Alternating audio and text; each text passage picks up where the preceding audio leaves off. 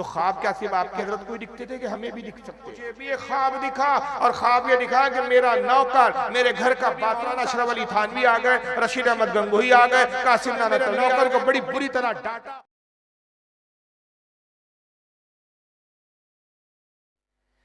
मौलाना अशरफ अली थानवी देवबंद के एक बहुत बड़े आलिम थे जिनको ये हकीमुल उम्मत कहते हैं, मौलवी कासिम नाना तवी जिनको ये हुज्जतुल इस्लाम कहते हैं, और इनके बारे में कहते हैं कि देवबंद का मदरसा इन्होंने बनाया। खलील अहमद अम्बेटवी के आप सुन चुके, जो मौलवी इलियास कांदेलवी, इस्माइल इलियास कांदेलवी के साथ उस्ताद थे। ये पीर साहब थे रशीद अहमद गंगोही, ये भी देवबंद के थे। इन सब मौलियों के जो पीर थे उनका नाम था हाजी इमदादुल्लाह महाजीर मक्की।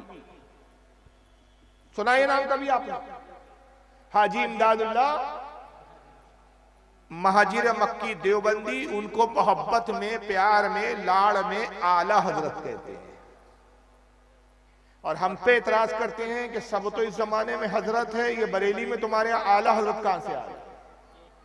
इनके अपने घर के आला हजरत की खबरें नहीं है कि इनके हाजी इमदादुल्लाह को आला हजरत कहा जाता है। अब आइए अपने मौलियों की अजमत और फजीलत बताने के लिए कैसे चने के झाड़ पे चढ़ाया है अपने मौलियों को जरा सुनिए। नबी को तो उर्दू नहीं आते थे, लेकिन इनके मौलियों का हाल सुनिए क्या है। सफा नंबर 46 है इसका, 46, और इसकी वॉल्यूम नंबर जिल नंबर 1 है। लिखते आला हजरत की भावत का हुस्न एतकाद और मुखलिसाना बर्ताव था। आला हजरत कौन? भूल गए यार? अभी नहीं भाई, अभी बताया ना मैंने आपको, 2 मिनट नहीं हुए यार। हाजी इमदादुल्लाह, उनके बारे में कहा जा रहा है। उनकी भावत, भावत किसे कहते हैं? भाभी को, भाई की बीवी को। उनके भाई की जो बीवी थी उसमें एतकाद था, उसका अकीदा बहुत अच्छा था, मुखलिसाना बर्ताव था, यानी लोगों से बहुत अच्छे से बातचीत करती थी, अच्छे से पेश आती थी। मेहमानों का खाना खुद पकाती थी,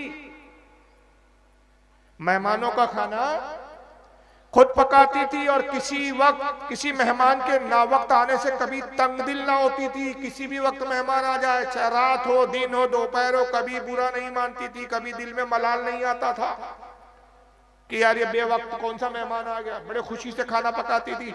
एक दिन आला हजरत ने ख्वाब देखा, हाजी इमदादुल्लाह साहब ने ख्वाब देखा कि आपकी भावज आपके मेहमानों का खाना पका रही है, कि जनाब रसूल मकबूल सल्लल्लाहु अलैहि वसल्लम तशरीफ लाए, और आपकी भावत से फरमाया, उठ, तू इस काबिल नहीं कि इमदादुल्लाह के मेहमानों का खाना पकाए, उसके मेहमान उलमा हैं, उसके मेहमानों का खाना मैं पकाऊंगा।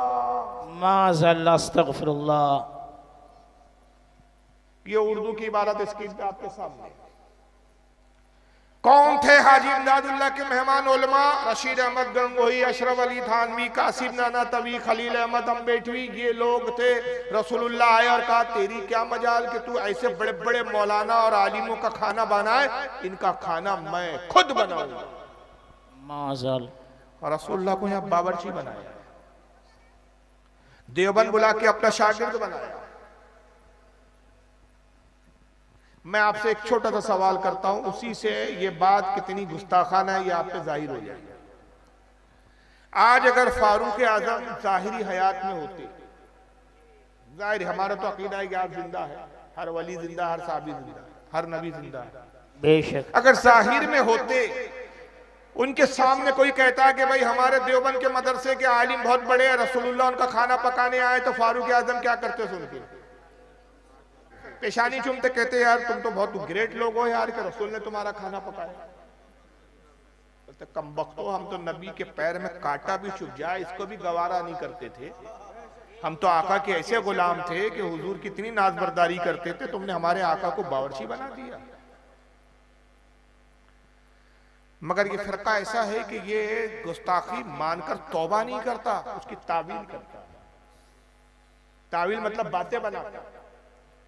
पाकिस्तान में इनके एक मौलाना है इलियास घुम्मन, वो इसका जवाब देते हुए कहते हैं, जब मैंने बहुत अरसा पहले इस पर एतराज किया, तकरीबन 10-12 साल पहले की तकरीर थी मेरी, उन्होंने कहा कि साहब इसमें कोई रसूल की गुस्ताखी नहीं है, समझ का फेर है। फारूक रज़वी खामोखा खींचतान का उसको गुस्ताखी बता रहा है।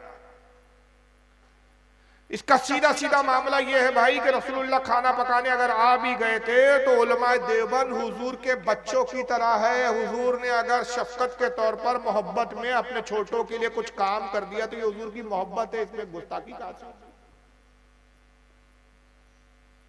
अब ये सुनने के बाद तो बोले हाँ यार बात तो सही है।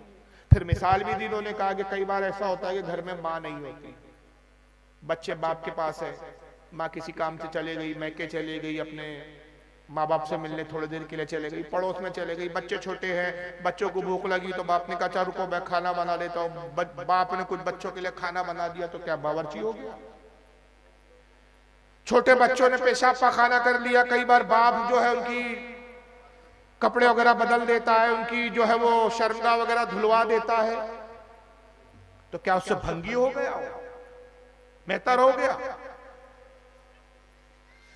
भाई बाप भी तो बच्चों के काम करता है, तो उससे कोई नौकर तो नहीं बन जाता। तो रसूलुल्लाह तो पूरी उम्मत के बाप की तरह है, हमारे उलमा रसूलुल्लाह के बच्चों की तरह है। हुजूर आए मोहब्बत में, शफकत में, उल्फत में, हमारे उलमा का खाना बना दिए, तो इसमें कौन सी इतनी वबेला मचाने की जरूरत है? मैंने जवाब में कहा और वही जवाब आपको सुना रहा हूं। मैंने कहा देखिए ये बात ख्वाब की है, उन्होंने लिखा है कि आला हजरत ने ख्वाब देखा, हकीकत की नहीं है। तो ख्वाब क्या सिर्फ आपके आला हजरत को ही दिखते थे कि हमें भी दिख सकते हैं? ख्वाब तो हमें भी दिख सकते हैं। और ये उसूल है, आपने कानून और उसूल बनाया कि अगर बड़ा छोटों का काम करे तो ये मोहब्बत है, शफकत है, ये गुस्ताखी नहीं है।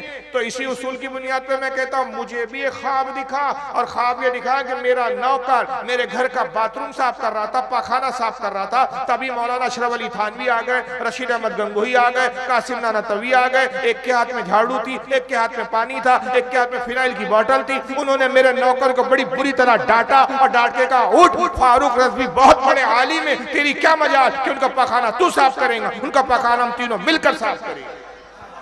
वाह वाह क्या बात है। जी जी जी इशारा। तो बड़े थे, मुझ छोटे का काम कर गए, इससे क्या वो भंगी हो गए?